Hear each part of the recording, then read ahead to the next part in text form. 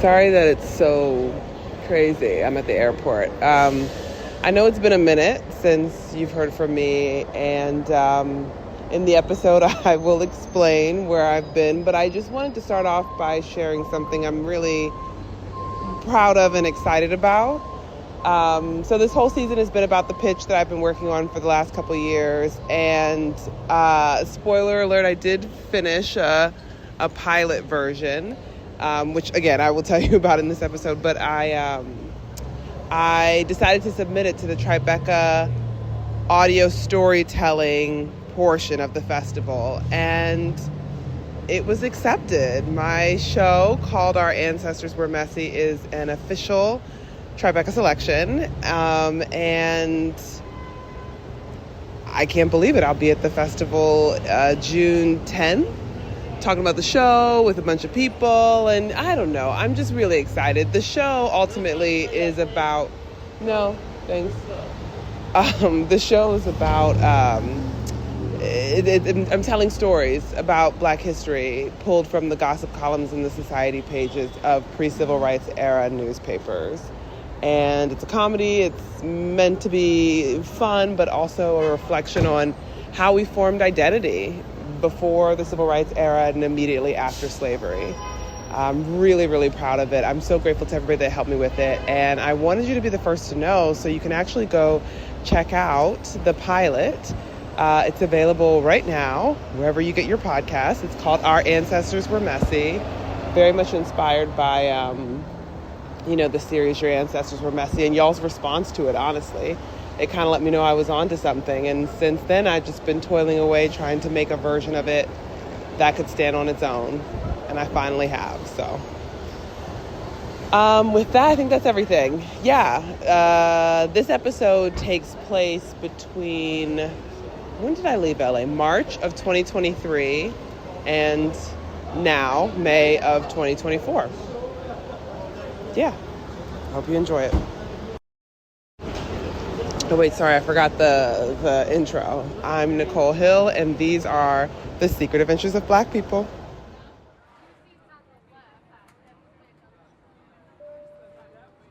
So when we left off, I was leaving LA, and it was in defeat. At the time, I was trying to be romantic about it, but when I left, I was very burnt out and a little sore from all the rejection and then the industry downturn and all kinds of other things. I was just sad. In retrospect, I made 2 mistakes. So, the first. I thought I was meant to be brave and leave the comforts of home and travel to a cabin in the woods and write the next great American podcast. And I did it, and it felt good for a while, but I just felt like I was missing some energy, and I couldn't write or think or even really be that curious or enjoy myself without it. So I left, and I went home to Virginia Beach to to mope around my dad's garage, honestly. And you ask somebody, tell me the story of you. Oh man, there's nothing much to tell. I just, but then if you're just sitting around chopping it up, and then they start telling you stories, it's like, oh, that was really interesting. I want to know more about your dad, or I want to know more about your grandfather. Like you said, what? The first stories I ever wrote were inspired by, cartoons and stuff, but also my mom and my dad and all the elders and these stories that they would tell us about a time that existed before you were ever even a thought. That's how they always put it. And we'd ride around in my dad's car and listen to old school music, and he'd be like, this is what was big in the 60s and the 70s. And I was like, what are the 60s and the 70s? I was very curious about that or consumed by it. For a year in elementary school, actually, I prayed every single night that I would wake up in the past. Just for a day, I just wanted to see it. When I was home, he and I talked a lot about the past and how he looks at it now, which kind of surprised me. I'm just interested in what Dad say, and it's like, oh man, I didn't say it. I wish I would have known that. You're interested because you Not for yourself, like what your dad would have said to you, but more so what you wish you said to us? Yeah, what I wish I would have known. You know, because there's so much stuff. It's like, I want to do over. Like, I didn't know how to be a dad. And it's like, now I'm here, but all my kids are grown. And I know what to say now. Or I know a lot of cool things that I should have been doing. Like, you know, like a lot of times I listen to y'all and it's like, oh, the rides we took were so great. The music, you know, the talks. But it's like, I hear stuff like daddy-daughter dates. And it's like, dang, I didn't do that. Or, you know, my dad would do this. And it's like, man, I didn't do that. I didn't know to do that. You know, it's like, all I knew was grind. Like, oh, they're going to need a coat. Oh, they're going to need some shoes. Oh, they're going to, you know, like, so I was just in grind mode. But, so like having those conversations, like, who shaped you the most? Like, and, you know, I never even thought about, you know, I told you Mr. Murray, like, he's a guy that lived across the street from us for years. Like, my grandmother, he lived across the street from her first, and then we moved into her house. I really liked getting to hang out with my dad. Like, not for a short amount of time on the holidays or, you know, sharing him with the siblings and the grandkids. It was nice to just sit every day and talk. And I decided I wanted to do that with more people that I loved. And so I traveled to Richmond and D.C. and the thing that I tell myself is the universe has consistently worked in my favor. When I total everything up, the universe has consistently worked in my favor. So why would that change now? I felt like I was on a ladder of growth. And I still feel like I'm on a ladder of growth. It just feels like I'm starting to wonder what's up top. And if there are places in which, you know what, it's fine to just step off and get off, just stand on this ledge here and hang out on this ledge. Oh. Maybe that's it. Something like that. That's my analogy. Journey of self-discovery is going to take on a new shape as I try to help this new tiny human also hopefully, you know, find their own path and find their own journey while I keep learning about myself along the way. I'm crying. I know. I'm like, oh my God. Oh.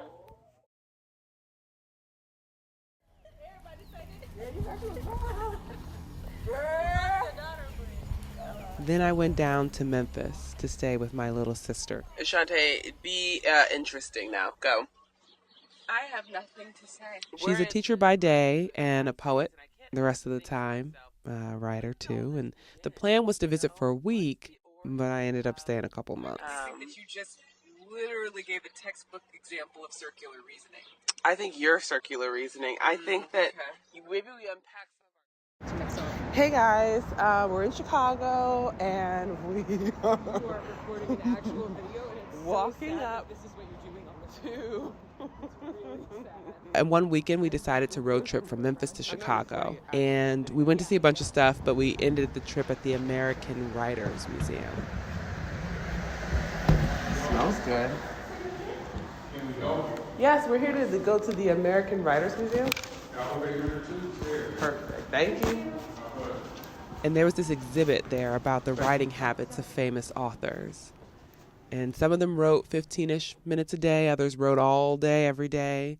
Some got wasted and pumped out the classics. And other people wrote, you know, just like a page a day for 100 years and they died. And we found it later and we were like, it's a masterpiece. And I was looking at the exhibit and I was like, you know what my mistake was? I don't know how I write. I don't know what kind I am, you know, like the practice of it. And while I was traveling around and spending all this time with people I loved, I actually was writing again and enjoying it. And I learned that I'm the kind that holds up in an apartment of a loved one and writes for like an hour or two, really early in the morning. And then I go off with my people and I recharge. That's what I do. It's not an efficient way. I wish I had a, you know, way that was like sitting down and just writing everything all at once, but I don't. At least not yet. People are my spark. I feel very disorientated a lot of the time, but I feel that I am very mid-30s. I don't know. That's a very weird I would thing. like to think that Scotland is not off the table. I've been a good man. I've been a so-so man. I've been a bad man. I've been a bad partner. I've been a good partner.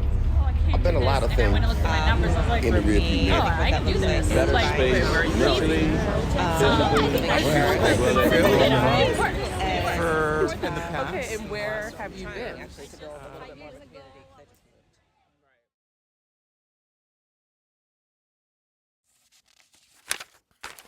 A few weeks into my stay in Memphis, I broke out the notes from my pitch meetings, and I started to really read through all the reasons people had given for saying no to me and my idea. And that's when I sort of figured out the problem number two with my original LA plan. Okay, so this idea, I wanted to make, I'm just going to tell you. I wanted to make this show. It's all about Black history, but I wanted... do you remember the series that I made about, it was like the ancestors had skills and they were talking and they were messy? I love all of them, but I think that the ancestors had skills was the one. Well, actually, the ancestors had skills and the ancestors were talking were the ones I really, really wanted to make because they were about how skilled like laborers that enslaved people were, and it was just a speech to them being like, do not think that you're nothing, that you're all these things people told you. You are architects, you are, like farmers, you're brilliant and you can do this, be free and build a life.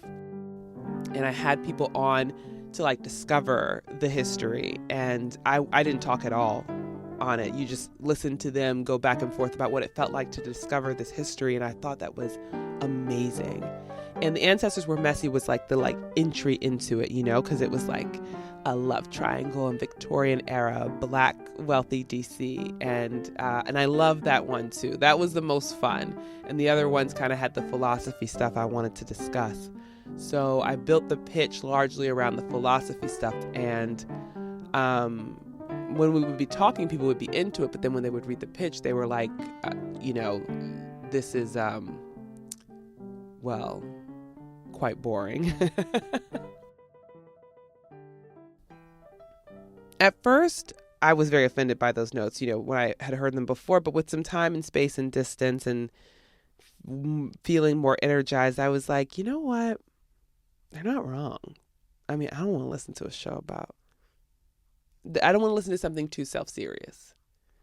And I was like, you know what? I should just host the show the same way I host this one. Where it's just like, I'll just talk about these stories. And I think in the original pitch, somebody was like, kind of just presenting them alone. And I was like, well, I can't, I'm all my energy comes from people. So I will bring somebody on and I'll tell them a story that I found in a, society pages or the gossip columns of some old Black newspaper. And I'll ask them what would they do if they were in the story.